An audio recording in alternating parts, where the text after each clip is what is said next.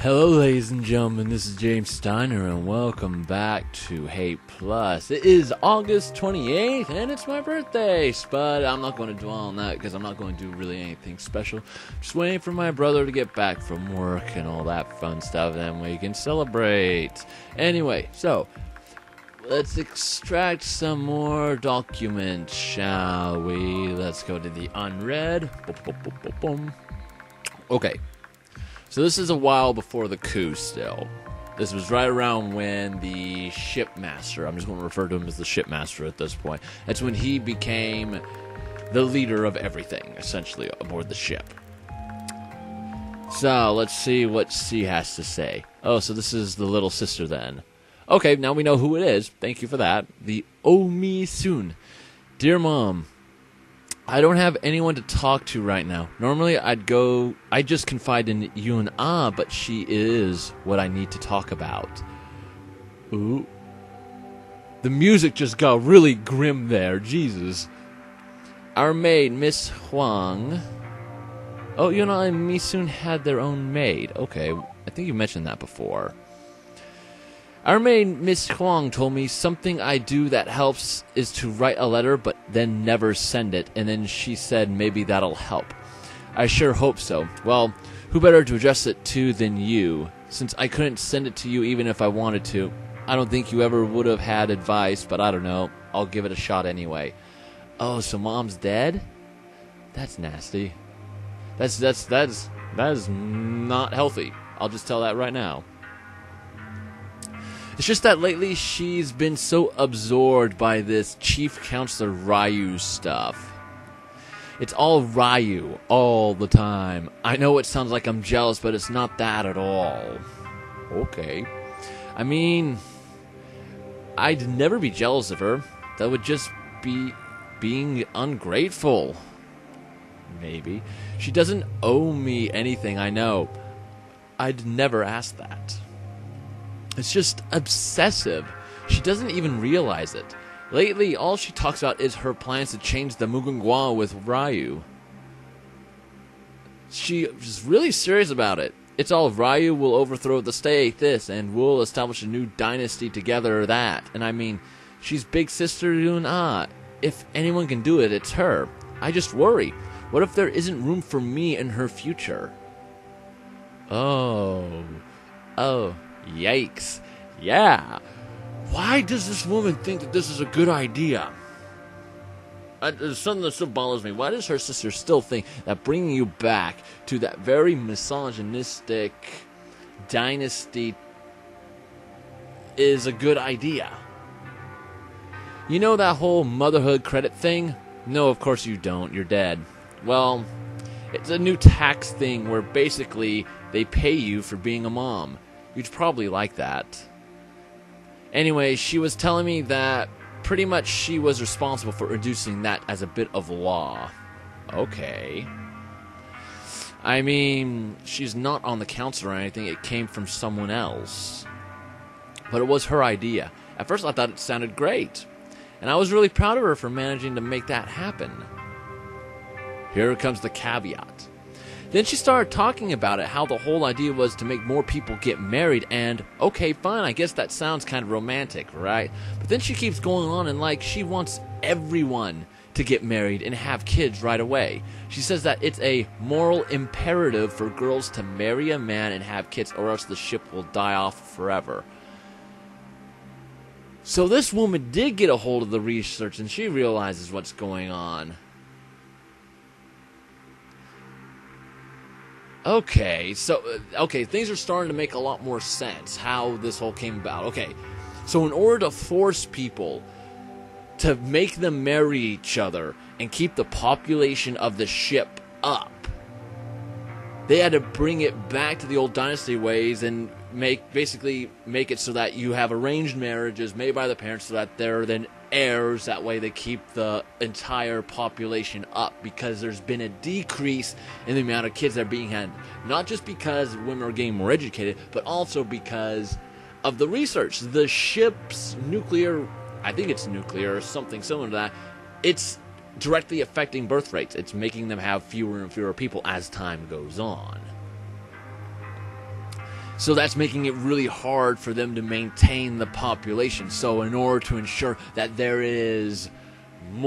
are more people having kids, you can't have, men interested in men, women interested in women. You're going to have to force them to marry each other and force them to have kids. That's the whole point. But it doesn't end up working. Because you still end up having the whole fertility thing, which is still a big issue, and they continue to still have fewer and fewer kids anyway, so it doesn't matter. They're doomed. The short of it is that they were doomed from the onset. God, that is so fucked up. But when you think about it and the type of ship that it is, it's basically like a small insulated city floating through space for long-term travel to another star system. So you're going to be there a long time, and I think they didn't account for the radiation having such a nasty effect. Damn. I'll give the writers credit for this. I like that. I like that aspect to it. I asked her, what about people who don't want to? What if you don't want to be with some man?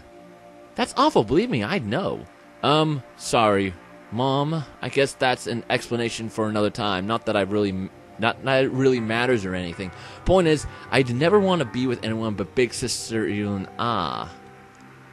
We're going to have some incestuous thoughts going on. That's a common trope in these anime and manga style things.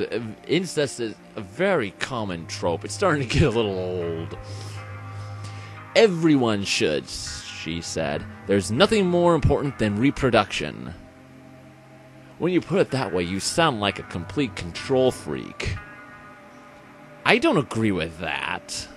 Well, of course not. And I said that. I asked her what about love and having a happy life, like, having an important job like she does. And finding love on your own means way, way more than hurrying up into marriage, right? You'd think that, I'm sure. Then she sighed and seemed annoyed and told me something like, that sort of hedonistic and ultra-individualistic thinking is what has caused so much social ruin in the first place. Ooh. This is taking that whole stuck in the old ways to the extreme. So you're saying that having freedom of expression, being able to choose who you love and all that, you're saying that being individualistic is a bad thing?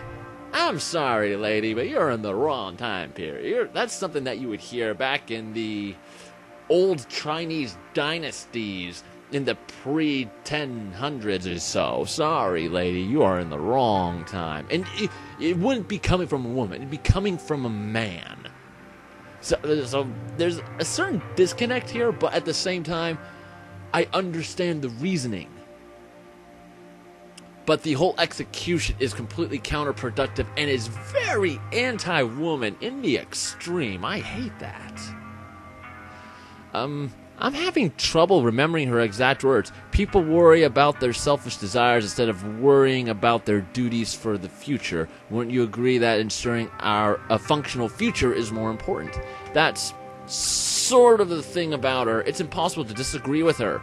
I mean, she's really smart, way more than I am, but at the same time, she is a freaking social moron. Ugh, she just spits on everything that these people have worked for. Because when you think about it, yeah, you end up bringing it back to the old dynasties, but women had almost no power. Yeah, if they could convince their husbands and persuade them and then get them to do things that the women wanted them to do, then yeah, they had some sway. But only in the upper class families with men that had power. And even then, they didn't always get what they wanted. There were always compromises because the man had to appeal to other men who were keeping them in power. So in the long run, you end up with the same problem. Things start to dwindle, things start to fall apart, but in a different way. Because right now, they're falling apart because people are more educated, people are smarter, they're waiting to have families, they're trying to get themselves financially stable in the current liberal, I'll call it liberal, or progressive society that they're living in. That's what they're having to deal with. But in order for them to maintain the ship population, they have to provide an incentive. And thus far, the tax breaks, even that's not enough. So you're going to basically turn time back turn time back about 3,000 years in order to fix the problem and bring the population back up. That's not going to work, and we end up seeing what happens. Everyone gets blown out in airlock. And no, in a long story short, she might be book smart, but she's a fucking moron. I'm sorry. There's a reason why she's university president and I'm just some girl. She always has a really elaborate reason for everything, and I'm sure she's always right. No, she's not. I just don't really understand a lot of what she says. I wish I was as smart as her so I could. I guess so, I said. Oh, you're pissed now. Personally, I'll be happy when I'm out of a job and only have to worry about devoting myself to a husband. When you hear that, that sounds so wrong. Don't get me wrong, it's up to a person's personal preference whether they want to have that type of standing or not, but to force that upon everyone on the ship, I'm sorry, you are a tyrant. It'll mean that we've established a social order that privileges stability and that things for the future will be fine, she said. And that really upset me. I don't like thinking about her getting married. What about love, though? I don't want to devote myself to a husband. I just want to be with the person I love the most. Don't you? What are other girls like me? I asked her really anxiously. Then she said something like, but the ultimate telos of love is reproduction. I don't get it, but I'm sure that's wrong. More or less. The whole thing about love being a means for reproduction, yes, on a very base level is you are physically and emotionally attracted to an individual that is most viable for reproduction and will provide you with very healthy offspring. That's the original base need for quote-unquote love. But as society became more advanced and education started to set in, they started to concentrate on more quote-unquote frivolous things that had less to do with the reproduction and more to do with intellectual exchanges, conversations, all that stuff, to try and find common ground, similar interests, blah, blah, blah, blah, blah. And the quote-unquote love for reproduction became less relevant, especially with onset of more advanced medicines, which made reproduction with less viable partners became more commonplace. I'm talking even about common day, where people can, go and have therapy, have sessions where there's artificial insemination, all that fun stuff, which does allow for this type of reproduction to happen, where you don't simply rely on the physical attraction anymore. There's a little bit more to it, and that is what's considered love nowadays. And what this person is saying is that it's strictly evolutional, it's strictly reproduction. Anything else doesn't matter. And that sounds really odd coming from a game that's supposedly over 1,000 years in the future. It seems like that person has gone backwards, or is so far forward that they're looking backwards and saying we should be like that, which is so wrong. No, I didn't really understand either. So I asked her what she meant, and she said, it means that the most important expression of love is having children. No, it's not. Anything else is socially dysfunctional. I hate it. I hate people that think they're smart, try to sound smart, and then come off as complete idiots. Okay, if anyone wants to comment on I'm not going to read any more than this letter, because this one's actually ticking me off a little bit. I don't like this person at all. Just because you're trying to sound smart and you're trying to push your own political agenda because you think that it's right for everyone to be this way, you're basically pushing your own personal preferences onto other people and saying that they're all wrong, I'm right. If you don't follow what I say, then there's no conversation. There's no reason to argue with me because I'm right, because I'm smart. I hate people like that. if you were to go to a debate with a person like this, they would stonewall you. They would throw every single punch they could. They would throw a ton of insults at you. They don't care what you say. They don't care how wrong they are. They think they're right, and no one else can convince them otherwise. I hope she dies. There's lesser forms of love, of course, but being with a man's the most important. It has to be. There, you see, I think love is more important too. Okay, there it is right there. I don't know why I'm pointing. You guys can't see the stream, but there, that, right there. She doesn't even know what's important. All that she's basing it on is this bullshit of, they're losing numbers, and she thinks in order for them to fix it, they have to go back to this old way, because in the old days, when there was a very much patriarchal, misogynistic society, populations expanded a lot, because there was a lot of sex, there was a lot of baby making, there was a lot of that stuff going on. So she's thinking, oh, it's a fallacy. Oh, it just finally hit me. Okay, so because she thinks, because of history, because of the stuff she reads, and because she didn't live in a time when there was this booming, huge population, they've been living on this sterile ship where the population has been continuously dwindling.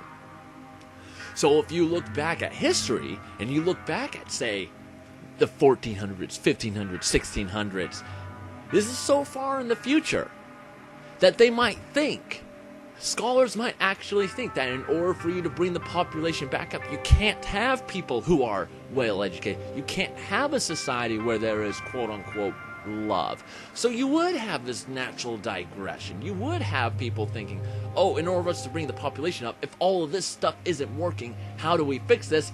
They look at history. They see how it happened throughout history. And the societies that had the booming populations were societies that were misogynistic, patriarchal societies that subjugated women. So, how do we fix the problem? We go back to that. That is so fucking stupid. That's insane. Logically, if you just look on logic, logically it's still a fallacy, but for someone who doesn't have higher critical thinking, because there's a lot more variables to that, because one, they weren't on a fucking starship that can only have a certain size population.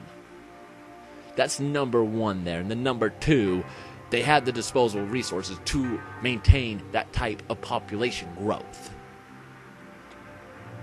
So, taking those two things aside, taking it from this flawed perspective, yeah, it makes sense. Is it right? Is it morally okay? No, it's not okay. It's so wrong. But to her, it makes sense, and she's not going to compromise until she realizes how bad it gets. But who knows? She might be dead by the time that type of stuff that happened in the previous game starts to come up. She might be long dead. I don't know. You think we have a lesser form of love, big sister? I asked. I was crying a little. Sorry, Mom. Even as a grown adult, I'm still a crybaby. She sighed, then hugged me, and, well, it didn't make me feel any better. Then she said, I'm sorry, little sister. I still love you very much. I never said you didn't matter to me. You'll always be close to me. That's why we're sisters, right? I only meant that there's things more important. I didn't mean to dismiss your feelings. Well, you did, I said, and then I stormed off to go sleep on the couch instead. I couldn't. I've never been good with fights with her, especially since, well, you know, she's smarter than me and uses words like telos and is going to take over the ship. I'm not stupid enough to think that I can argue with her ideas. She obviously really is always right. I mean, that's why she's big sister. It's just, she's really cruel, I think. The big sister? Yeah, she is. Well, she says things like, I don't mean to dismiss your feelings, but then she says something that does dismiss them anyway. She's the most important thing to me. I don't know. It's fine if she doesn't feel the same way about me, but I wish she'd at least acknowledge that. Okay, you know what? Forget it. The maid was wrong. This isn't helping at all. It's just making me even more upset to think about it. This is stupid. I'm going to stop now. I'm going to leave it there because I went really in depth into the social and the... I went very heavily into the sociological aspect of it, and that tends to drain a lot of time. And I still need to render this thing and post it up. I went on for a while, and that was just one letter. But I'm starting to get a little bit more in depth into this stuff because I'm running out of, peripheral or surface level stuff to talk about. And that's just the way that this type of stuff will progress anyway. So, with everything in mind that we've learned up to this point, I am still trying to figure out where this big sister got her bright idea. Someone put that idea into her head that this was a good idea. She didn't come up with this herself. So who did it? Who set this up? I have a feeling that someone else set this up. I've got a sneaking suspicion that someone else got that idea into her head. That this is a good thing. And I'm interested to see who it is. That's my time. Thank you all so much for watching this episode. Be sure to click that like button, share, favorite, subscribe, and I will see you in the next video. Goodbye.